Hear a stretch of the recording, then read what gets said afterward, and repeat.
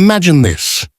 Your home is on fire, your neighbors are getting arrested, and the streets are filled with soldiers who are very much not in the mood for negotiations.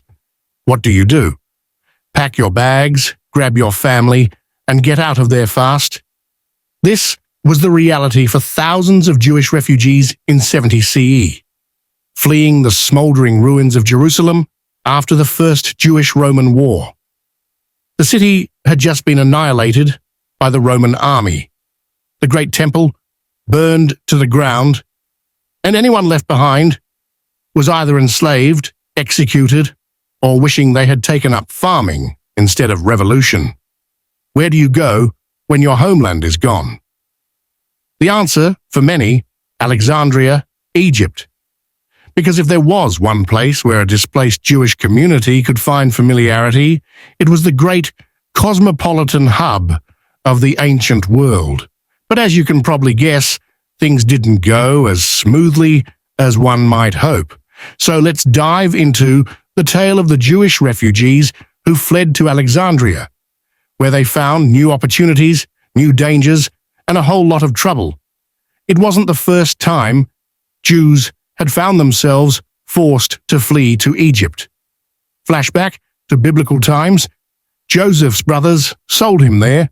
Moses had to negotiate a dramatic exit. And now, centuries later, Jewish refugees were making yet another unplanned relocation. After the Roman general and soon-to-be emperor, Titus, crushed Jerusalem in 70 CE, those who survived had two choices: stay and risk Roman wrath, or flee and start fresh. A huge number chose the latter, and among the many destinations available, Alexandria was a top pick. Why? 1. Established Jewish community. Jews had been living in Alexandria since the days of Alexander the Great himself. The city already had a thriving Jewish quarter, synagogues, and an intellectual elite that was basically the ancient world's TED Talk circuit. 2. Greek culture, Jewish roots. Many Alexandrian Jews had been Hellenized, meaning they wore Greek tunics, spoke Greek, and probably debated philosophy while eating falafel. This made integration a little easier. 3. Better than getting enslaved. The Romans were selling Jewish captives by the thousands. If you could run instead of getting auctioned off to build yet another Roman bathhouse, you ran. But arriving in Alexandria wasn't like checking into a 5-star resort.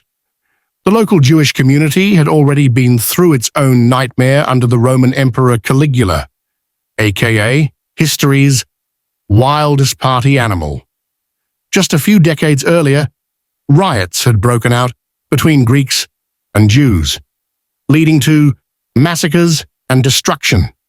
The scars were fresh, and now here came thousands of desperate refugees needing help, food, and jobs. The Alexandrian Jews were like that cousin who's been living in the city for years, while the new refugees were the country relatives showing up unannounced with bags full of trauma. The Alexandrian Jews were wealthier, more integrated into Greek society, and had Roman connections. The refugees, they had just survived a war, lost their homes, and were still fuming about Rome's destruction of the temple. This difference created tension. The newcomers were more traditional, still grieving their losses, and not interested in blending into Greek culture.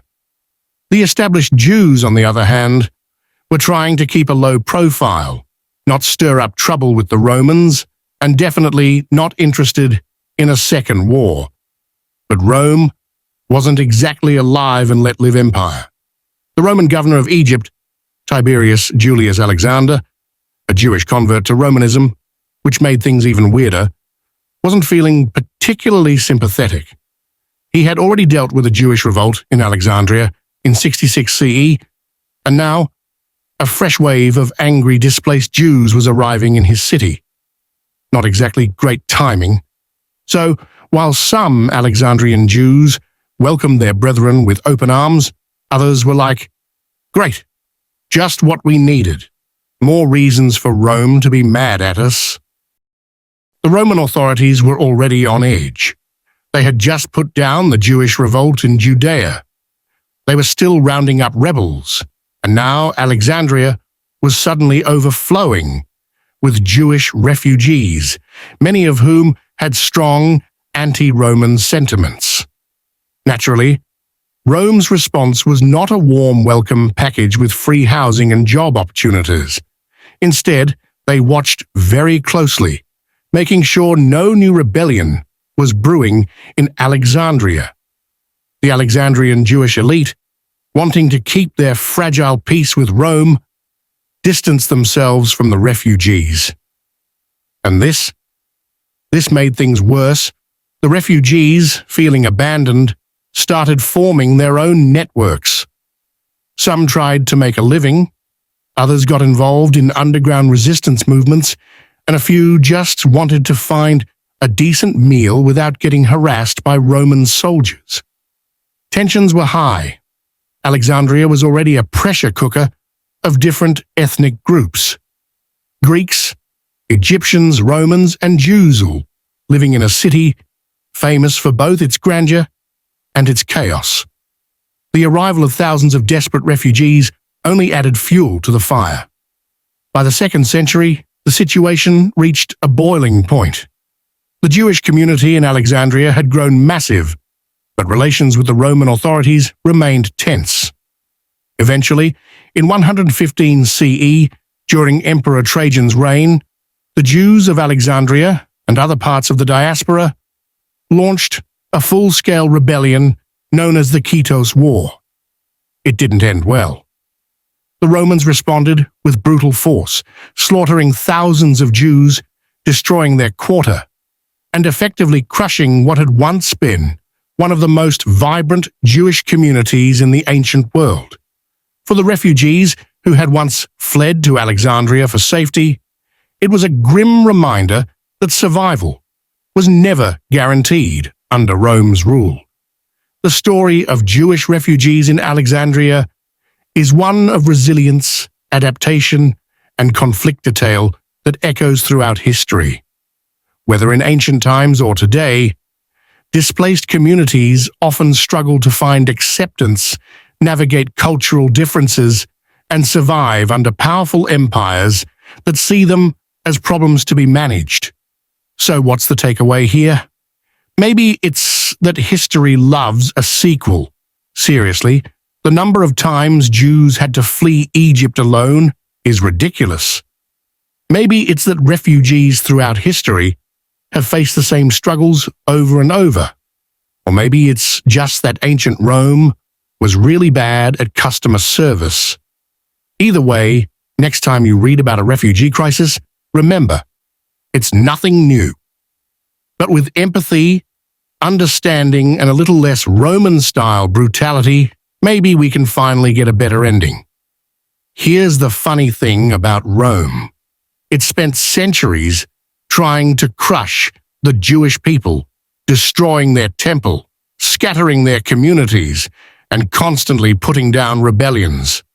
And yet, the Jewish people survived. Rome, not so much.